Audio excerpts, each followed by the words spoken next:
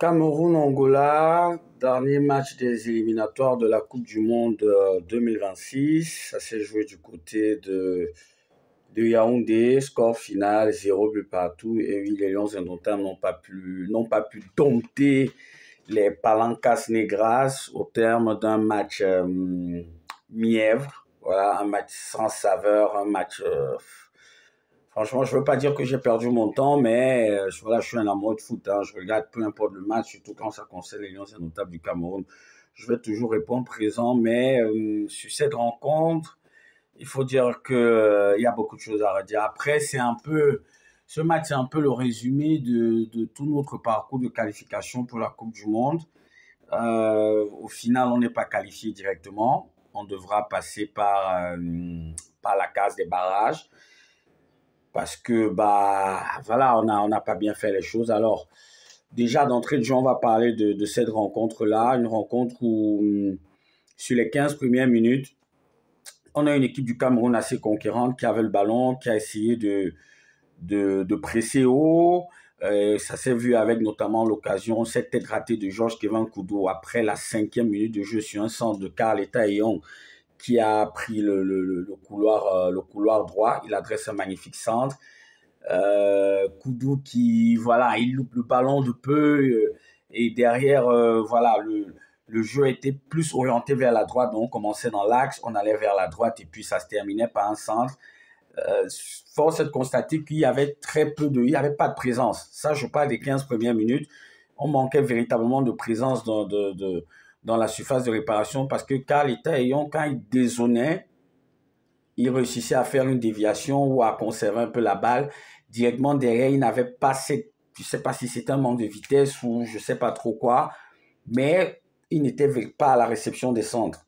Et le ballon allait très généralement, voilà, ça sortait de l'autre côté. À la 26e minute, il y a cette occasion de nous, Tolo, qui a été signalé hors jeu après. Et puis le jeu est devenu brouillon. Le jeu est devenu brouillon sur les 20 dernières minutes de la première mi-temps.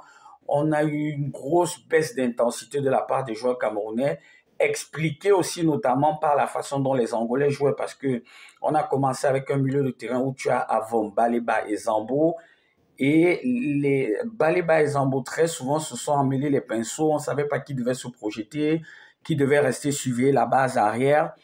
Idem pour Avon, lorsqu'il se projetait et qu'il perdait la balle directement, les Angolais qui, eux, ne sont pas venus pour faire de la figuration, bien qu'étant déjà éliminés de la course à la qualification. Les Angolais, là, eux, honnêtement, j'ai apprécié, voilà, il faut être honnête, mais la façon dont eux, ils ressortaient les balles, c'était, voilà, ils prenaient du temps, ils essayaient de construire, de construire leurs actions.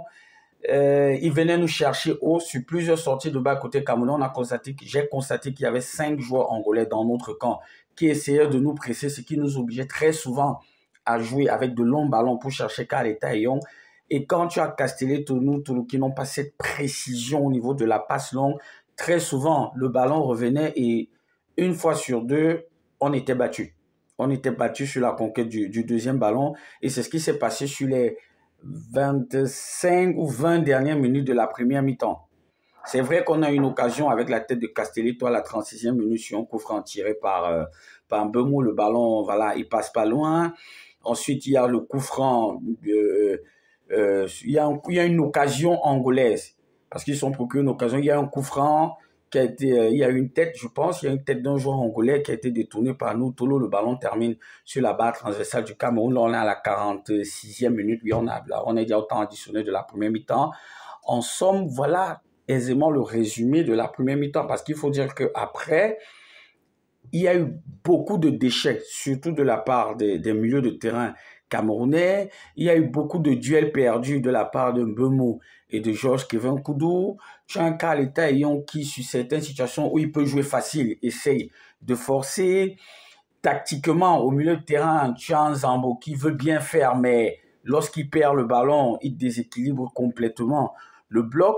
Derrière, par contre, honnêtement, nous, Tolo, que ce soit en première ou en deuxième mi-temps, pour moi, c'est l'une des satisfactions de cette fenêtre FIFA, parce que même le match contre l'île Maurice, il rend une très bonne copie pour quelqu'un qui est habitué à jouer latéral gauche, qui a souvent eu à jouer dans l'axe dans son club. Mais là, honnêtement, il a apporté un plus.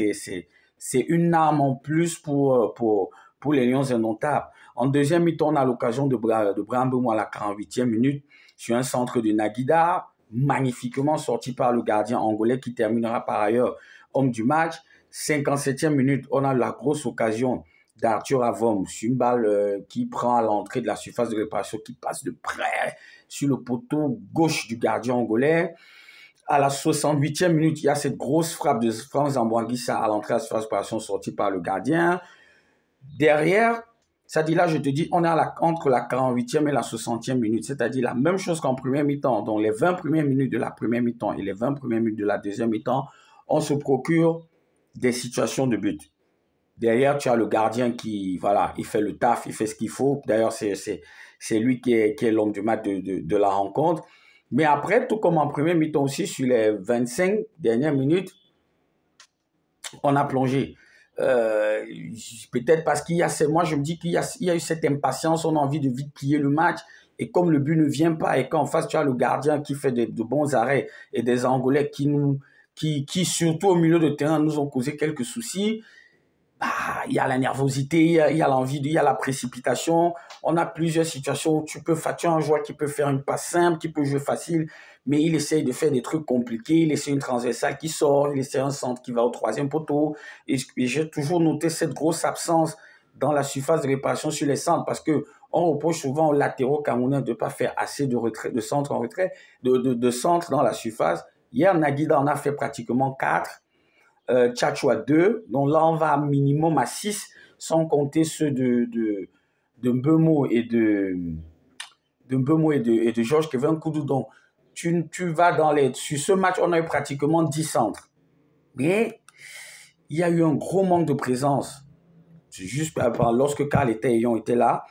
Et à la 80e minute, on a failli se faire punir par une grosse frappe d'un Angolais, je crois, le Dossard numéro 18, le nom ne me revient plus, qui termine sur la barre transversale d'Andro Onana. Ils ont encore une autre occasion qui s'est terminée sur la barre, dont les Angolais, à eux, sont touché pratiquement 3 fois le poteau. Ça, il faut aussi le dire.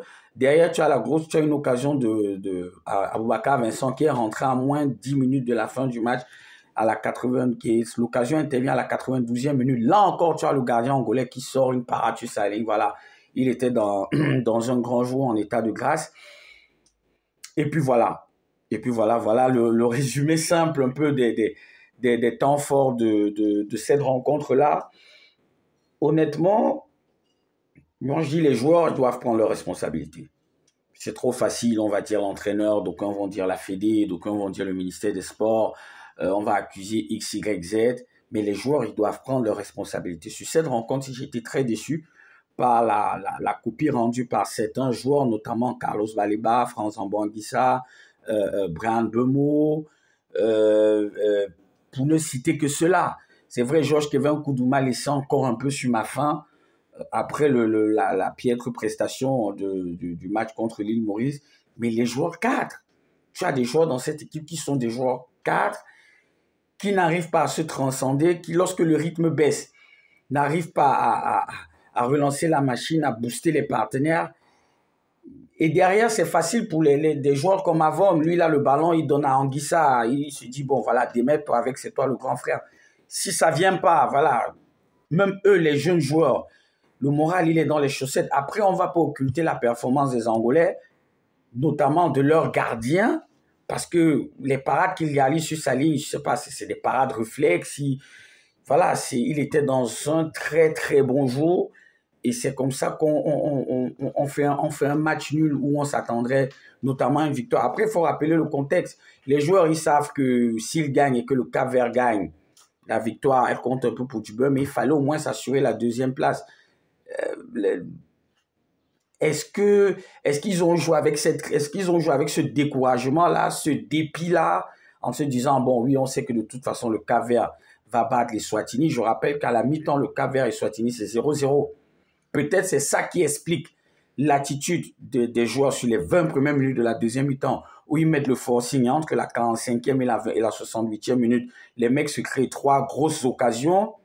Peut-être c'est ça, peut-être qu'après, ils apprennent que de l'autre côté, le Cap-Vert mène. Tu n'expliques pas ce manque d'engagement et d'implication des joueurs qui évoluent dans des top clubs en Europe et qui portent le mot de l'équipe nationale du Cameroun. Là, je suis désolé. On peut dire tout ce qu'on veut de l'entraîneur. On peut dire qu'il a fait des remplacements tardifs. On peut dire ce qu'on veut dire. Mais les mecs, ils ont eu la chance. Et surtout les jeunes. Moi, je regarde un mec comme Caleta Young qui aujourd'hui fait partie des 5 top meilleurs joueurs du championnat espagnol. C'est 2 matchs où, je suis désolé, il a rien montré. Il faut qu'on le dise. Sur ces 2 matchs, il a rien montré. Tu as un joueur comme Naguida qui a tiré son épingle du jeu. Baleba, depuis la dernière fenêtre FIFA, il n'est pas bon. Ne nous mentons pas. Zambo Anguissa, que ce soit sur le match contre le Cap-Vert ou sur le match contre l'île Maurice ou sur le match d'hier, il n'est pas bon. On ne va pas se mentir. Zambo, il n'est pas bon. Bemo, j'ai l'impression que les gens ont raison quand ils disent que c'est son frère jumeau qui arrive en équipe nationale. Voilà, à un moment donné, si on les met sur le banc et qu'on met d'autres joueurs et qu'on perd avec ces joueurs-là, tu vas entendre tout le monde dire oui, on a mis les grands joueurs au banc, on a mis les joueurs non-nés au terrain. Mais à un moment donné, il faudrait y penser.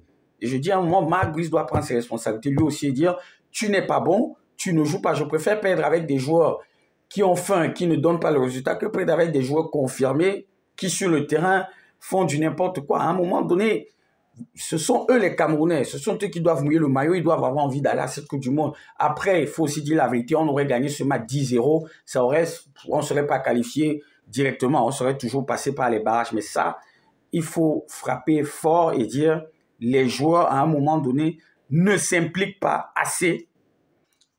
Ils se cachent derrière les problèmes, les conflits qu'il y a, parce qu'après, on ne va rien leur dire à eux. On va dire, oui, c'est Marc Brice, oui, c'est le président de la Fédé, oui, c'est le ministre des Sports, oui, c'est X, oui, c'est Y. Non. Sur les 2 derniers déplacements des Lions, il n'y a pas eu de problème d'hôtel. Il n'y a pas eu de problème d'hôtel. Il n'y a pas eu de problème de l'avion est monté, l'avion est descendu. Il n'y a pas eu ça. Donc, ils ne vont plus se cacher derrière pour expliquer X, Y, Z. Non. Les choses se sont apaisées. Ils ont joué dans de bonnes conditions. Alors, produire un résultat pareil, voilà, faut qu'on les mette aussi face à un miroir, qu'ils se regardent et qu'ils se posent la question de savoir s'ils méritent véritablement de porter ce maillot-là et de produire ce qu'ils nous ont produit. Donc, voilà, on termine cette note de cette campagne de qualification après 10 matchs, 5 victoires, 4 matchs nuls, 1 défaite. Les matchs nuls, ce sont ceux contre l'Angola, les Swatini, la Libye à l'extérieur, et l'Angola ici à Yaoundé. Les 5 victoires, on les a acquises, 4 victoires à domicile, 1 victoire à l'extérieur. La défaite, c'est à l'extérieur contre le Cap-Vert. Donc voilà le début de ces rencontres, le début général de cette campagne des qualifications pour la Coupe du Monde 2026. On en est rendu à attendre les barrages, on va les discuter. C'est pas mauvais. Et moi, je dis, on va aller en Coupe du Monde. On va aller en Coupe du Monde.